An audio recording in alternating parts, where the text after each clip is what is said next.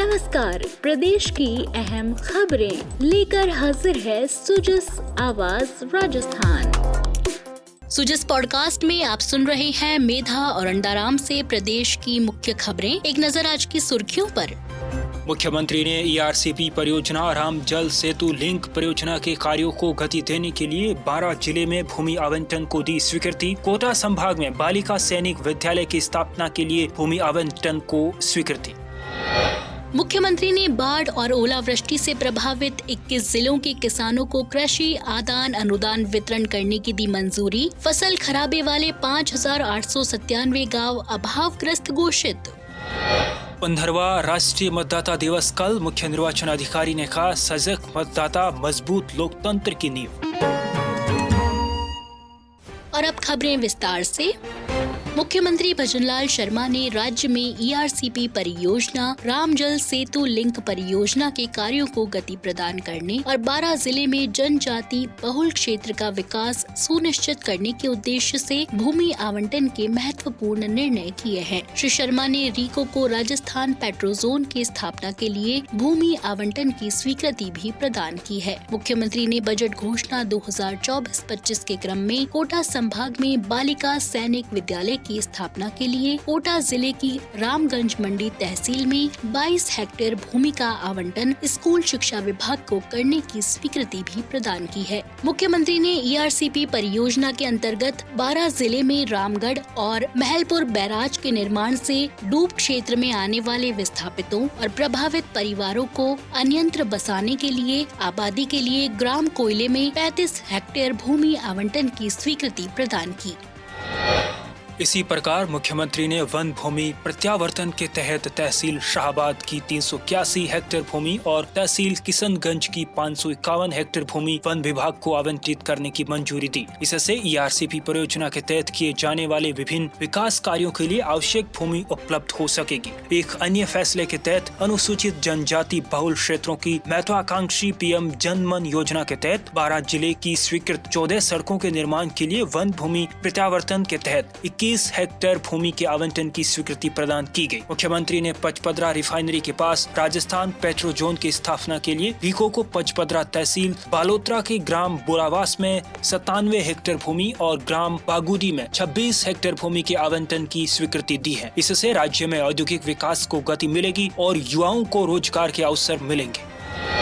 मुख्यमंत्री भजनलाल शर्मा के नेतृत्व में राज्य सरकार किसानों की आय को दोगुना कर उनके जीवन को समृद्ध और खुशहाल बनाने के लिए प्रतिबद्ध है। इसी क्रम में मुख्यमंत्री भजनलाल शर्मा ने राज्य की विभिन्न कृषि उपज मंडी समितियों में आधारभूत ढांचा विकसित करने के लिए 7 करोड़ 23 लाख रुपए से अधिक की लागत के नवीन निर्माण कार्यों और विद्युतीकरण संबंधी कार्यों को मंजूरी दी है। इसमें कृषि उपज मंडी समिति पीलीपंगा हनुमानगढ़ के उपज मंडी यार्ड जाखड़ा वाली में नवीन निर्माण कार्यों के लिए 3 करोड़ 53 लाख रुपए, कृषि उपज मंडी जोधपुर में नवीन सब्जी मंडी प्रांगण, भदवासिया में पुरानी सीवर लाइन परिवर्तन और कार्यालय भवन के विस्तार के लिए 2 करोड़ 16 लाख रुपए और विद्युत संबंधी कार्यों के लिए 11,85,000 रुपए की मंजूरी दी है। इसी तरह कृषि उपज मंडी बीकानेर में मंडी प्रांगण में सर्विस कनेक्शन और स्ट्रीट लाइट कार्य के लिए 38,77,000 रुपए और मिनी फूड पार्क के लिए आवंटित भूमि के चारों ओर वायर फेसिंग के लिए 52,80,000 रुपए और कृषि उपज मंडी कोटा अनाज में नवीन कार्यों के लिए 50,09,000 रुपए की स्वीकृति जारी की है।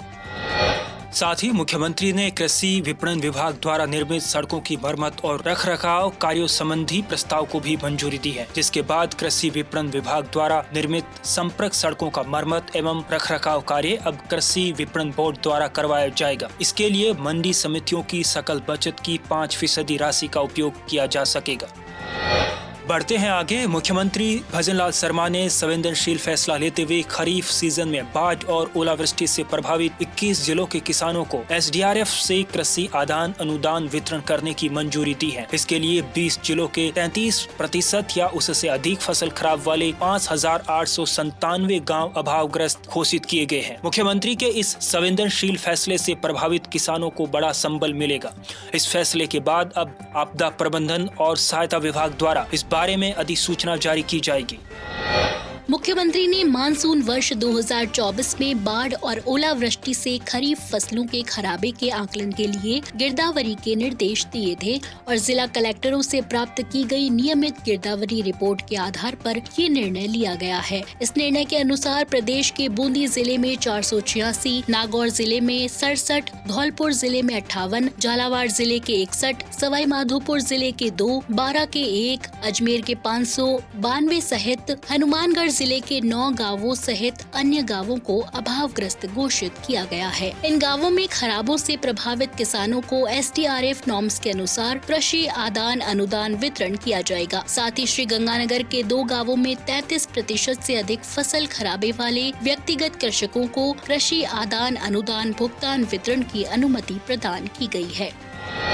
मुख्यमंत्री भजनलाल शर्मा ने समस्त प्रदेशवासियों को राष्ट्रीय बालिका दिवस की हार्दिक शुभकामनाएं और बधाई दी। उन्होंने कहा कि प्रधानमंत्री श्री नरेंद्र मोदी के कुशल नेतृत्व में भारत में न केवल बालिकाओं की शिक्षा और स्वास्थ्य को प्राथमिकता दी जा रही है, बल्कि उनके सर्वांगीण विकास के लिए निरंतर प्रयास किए जा रहे हैं। मुख्यमंत्री ने कहा कि हमारी सरकार भी राजस्थान में बालिकाओं के उत्थान के लिए अनेक महत्वपूर्ण योजनाओं का क्रियान्वयन कर रही है, जिससे वे आत्मनिर्भर होकर सशक्त समाज का निर्माण कर सके और अपने सपनों को नई उड़ान दे सके। मुख्य निर्वाचन अधिकारी नवीन महाजन ने गुरुवार को जयपुर के जवाहर कला केंद्र में 15वें राष्ट्रीय मतदाता दिवस यानी 25 जनवरी से पहले आयोजित चित्रकला कार्यशाला में मुख्य अतिथि के रूप में भागीदारी की। उन्होंने कहा कि मजबूत लोकतंत्र के लिए मतदाताओं का सजग रहना जरूरी है। मतदाताओं को उनके अधिकारों के प्रति जागरूक करने और लोकतंत्र में सक्रिय भागीदारी के लिए प्रेरित करने के उद्देश्य से ही भारत निर्वाचन आयोग हर वर्ष राष्ट्रीय मतदाता दिवस का आयोजन करता है। उन्होंने नई पीढ़ी को लोकतंत्र में अपनी भूमिका निभाने के लिए स्वयं को मतदाता के रूप में पंजीकृत करने और चुनाव में मतदान अवश्य करने की अपील की। मुख्य निर्वाचन अधिकारी नवीन महाजन ने बताया कि 15वें राष्ट्रीय मतदाता दिवस के अवसर पर राज्य स्तरीय समारोह कल जयपुर के राजस्थान इंटरनेशनल सेंटर में मनाया जाएगा। इसमें प्रदेश के राज्यपाल हरिभाऊ किशनराव बागड़े मुख्य अतिथि होंगे। आपको बता दें कि राज्य स्तरीय समारोह में 33 अधिकारी सम्मानित होंगे। मुख्य निर्वाचन अधिकारी ने बताया कि राजस्थान में मतदाताओं की कुल संख्या 5,45,69,501 हो गई है। श्री महाजन ने कल कार्यशाला के अवलोकन के दौरान चित्रकारों के द्वारा तैयार किए जा रहे चित्रों के थीम और संदेश पर चर्चा की। उन्होंने कहा कि किसी भी कला के जरिए की गई सहज अभिव्यक्ति दर्शकों को गहरे से प्रभावित करती है, इसलिए चित्रों के माध्यम से मतदाताओं को उनके अधिकारों और मतदान के महत्व के प्रति जागरूक करने का संदेश एक बेहतरीन प्रयास है। 35 कलाकार मतदाताओं को जागरूक करने का काम कर रहे हैं अपनी कलाकृतियां बना के। इनमें से जो पेंटिंग्स ये कंप्लीट करेंगे, इनको हम जो RIC है वहाँ पे प्रदर्शित भी करेंगे। जो मुख्य कार्यक्रम है जो RIC में 25 तारीख को सुबह 10 बजे होगा, उसमें मुख्य अतिथि माननीय राज्यपाल महोदय रहेंगे। उसमें एक हम प्रदर्शनी भी लगाएंगे और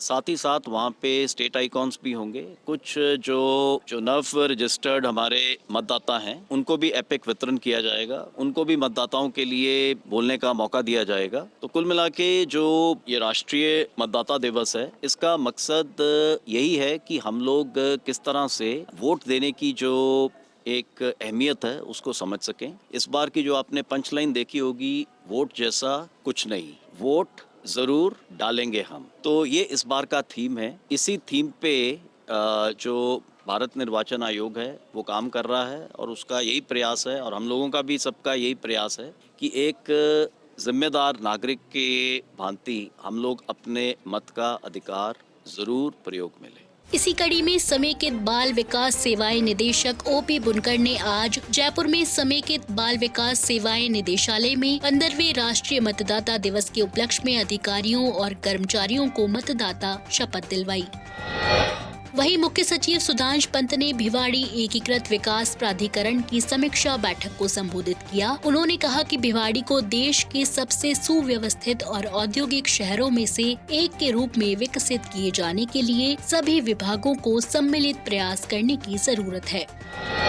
तो आज के सुजस पॉडकास्ट में इतना ही। मेधा और अंडाराम को दीजिए इजाजत। कल फिर होगी मुलाकात, तब तक के लिए नमस्कार।